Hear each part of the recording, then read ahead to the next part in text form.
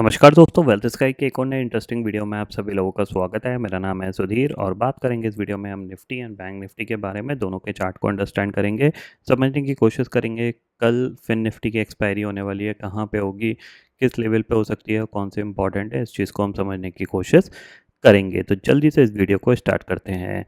Video start करने से पहले सबसे पहले अगर हम ग्लोबल मार्केट की बात करें तो ग्लोबल फ्यूचर्स हमें थोड़े से फ्लैट से दिखाई दे रहे हैं। कोई ज़्यादा बड़ी पॉजिटिविटी नहीं दिख रही है, ज़्यादा बड़ी नेगेटिविटी नहीं दिख रही है। नैस्डैक अपने कह सकते हैं एक अच्छे खासे बुल रन में चल रहा है, तो उसने नया लाइफ टाइम हाई लगा के ऊपर की तरफ ही यहाँ पे सस्टेन कर रहा है। ठीक है, अब बात कर लेते हैं अपने मार्केट की।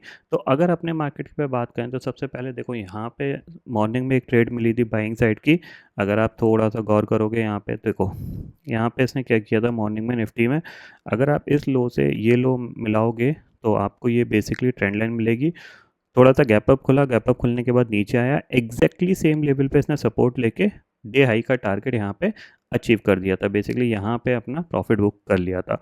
उसके बाद मैंने यहाँ पे इसको शॉर्ट किया था अराउंड 23,090 पे। क्यों शॉर्ट किया था? क्योंकि आपको पता है कि मैं आपको एक कंटिन्यू एक पैटर्न बता रहा हूँ कि जिस पैटर्न पे मार्केट फॉलो अप कर रहा है पिछले 4-5 महीने से। अगर आप देखोगे तो ये वो पैटर्न है। निफ्टी क्या कर रहा है, अपने इस हाई के आसपास जाता है तो रेजिस्टेंस फेस करता है। तो एग्जैक्टली आज का जो हाई था करीब करीब 23,123 के आसपास था। मैंने आपको लास्ट वीडियो में भी बताया था कि 23,150 160 का जो जोन होगा ये इसके लिए रेजिस्टेंस जोन होगा। वहाँ से एक रिवर्सल आता हुआ दिखाई दे सकता है आपको। तो वहीं से इसने ऑलमोस्ट पूरा यहाँ पे सेकंड हाफ में रिवर्स हो गया। अब देख रहे हो यहाँ से ये ऑलमोस्ट पूरा ये वन वे में इसने ऑलमोस्ट लो बनाया था। वो बनाया था 22,870 का। जो मेरा टारगेट था वो बेसिकली ये लो ब्रेक का था, तो इसी लो पे ब्रेक करके यहाँ पे हमने प्रॉफिट बुक कर लिया था। तो बेसिकली नीचे से अपसाइड का स्विंग भी मिला और ऊपर से नेगेटिव साइड का भी स्विंग मिला। बैंक निफ्टी की बात करें तो देखो, बैंक निफ्टी अभी भी इसके पास जगह है ऊपर जाने के लिए। तो कहीं ना कहीं जो निफ्टी अपने रेजिस्टेंस के आसपास पहुंच गया तो इसकी वजह से क्या है, थोड़ा सा बैंक निफ्टी भी अटकेगा। तो आपको अब क्या है, एक दो दिन यहाँ पे ये टाइम पास करता हुआ दिखाई दे सकता है। बट प्रॉब्लम क्या है, अब आपको पता है कि इलेक्शन का आउटकम अब नियरेस्ट है, क्योंकि आपके पास यही एक वीक है जिसमें मार्केट को जो भी वॉलेटिलिटी मतलब जो भी मोमेंटम करना है पॉजिटिव साइड का नेगेटिव साइड का यहाँ पे कर सकता है। नेक्स्ट वीक में आपको वॉलेटिलिटी देखने को मिलेगी क्योंकि आप इलेक्शन के क्लोज आ जाओगे। और मोस्ट प्रॉब्ली संडे अगर एग्जिट पोल आते हैं तो जाहिर सी बात है मंडे को मार्केट कुछ ना कुछ रिएक्शन ज़रूर दिखा देगा। तो आपके पास यही मार्केट के पास कह सकते हैं कल का परसों का, यानी ये 4 ट्रेडिंग सेशन मार्केट के लिए बहुत ज़्यादा इंपॉर्टेंट है। ठीक है, ये ध्यान में ज़रूर रखिएगा। अब कल के पॉइंट ऑफ व्यू से अगर हम समझें तो देखो यहाँ पे क्या है, अगर आप ऑप्शन चेन डाटा को देखोगे तो 23,000 की जो निफ्टी की कॉल है, ठीक है, यहाँ पे क्या है आपको निफ्टी की, ठीक है, यहाँ पे 23,000 की कॉल है निफ्टी की। 65 लाख का ओपन इंटरेस्ट खड़ा हुआ है। प्राइस कितना चल रहा है, 128 का। ठीक है, और जो पुट है वहाँ पे करीब 73 लाख का ओपन इंटरेस्ट चल खड़ा है और प्राइस यहाँ पे भी ऑलमोस्ट 128 का है। तो करीब करीब अगर हम इसकी टोटल वैल्यू देखें तो अराउंड आपको देखने को मिल रही है करीब 250 पॉइंट की। तो 250 पॉइंट का यहाँ पे मार्केट अगर इसको राउंड फिगर में देखो तो 300 पॉइंट तक की वॉलेटिलिटी दिखा सकता है। तो जाहिर सी बात है ऊपर ये अटक रहा है तो नीचे आपको करीब करीब 22,800 एक बार देखने को मिल सकता है, या फिर हो सकता है 22,700 भी दिख जाए। ये ध्यान में रखिएगा, ठीक है ना, ये पॉइंट आपको ध्यान में रखना है। अगर हम चार्ट पे चलते हैं, चार्ट को देखते हैं, देखो ये मैंने आपको बता दिया यहाँ पे ये अब रेजिस्टेंस के आसपास आ गया है। तो 23,070 से लेके 23,100 का जो जोन होगा ये आपके लिए एक परफेक्ट शॉर्टिंग जोन होगा। वहाँ पे आप ज़रूर एक बार शॉर्ट करके ज़रूर ट्राई करिएगा। ठीक है, अगर आपको बाइंग में कुछ इंटरेस्टेड है, अगर आपको बाइंग करने में थोड़ा सा अच्छा लग रहा है तो फिर आप निफ्टी को छोड़ के बैंक निफ्टी में बाइंग साइड पे फोकस कर सकते हो, क्योंकि बैंक निफ्टी में अभी भी इसके पास जगह है। क्योंकि इसका जो रेजिस्टेंस एरिया होगा वो 50,000 के आसपास आएगा, 50,200 50,100 या फिर 50,000 ही मान के चलिए। तो वहाँ पे रेजिस्टेंस फेस कर सकता है। बट निफ्टी ऑलरेडी ये रेजिस्टेंस के आसपास आ चुका है तो इसके पास थोड़ी सी जगह कम है अब चलने के लिए, नीचे गिरने के लिए पूरी जगह है। ठीक है, शॉर्टर टाइम फ्रेम में चलें 15 मिनट टाइम फ्रेम के हिसाब से तो देखो सिंपल सी चीज़ है, आज का लो इम्पॉर्टेंट है।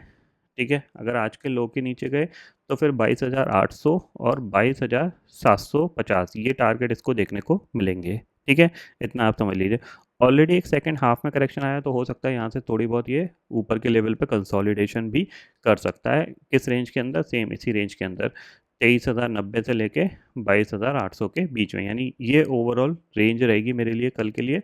अगर ऊपर कहीं मिलता है 23,050, 23,060 के जोन में मिलता है, तो वहाँ पे मैं इसको दोबारा से एक बार शॉर्ट करना पसंद करूँगा, क्योंकि 23,000 के ऊपर ये क्लोज नहीं दे पा रहा है, सस्टेन नहीं कर पा रहा है, तो कहीं ना कहीं दोबारा से नीचे की तरफ आ सकता है। ये पॉइंट ध्यान में रखिएगा, ठीक है। बैंक निफ्टी की बात करें तो देखो, बैंक निफ्टी के लिए सबसे इंपॉर्टेंट है यहाँ पे 49,000। 49,000 के जब तक ऊपर ये टिका हुआ है, तब तक ये थोड़ा सा पॉजिटिव साइड पे ही बिहेव कर सकता है, ये ध्यान में रखिएगा, ठीक है। 49,000 के नीचे आएगा तो ही हम एक्सपेक्ट कर सकते हैं कि फिर ये अराउंड आपका 48,650 तक प्रॉफिट बुकिंग दिखा सकता है, ठीक है ना।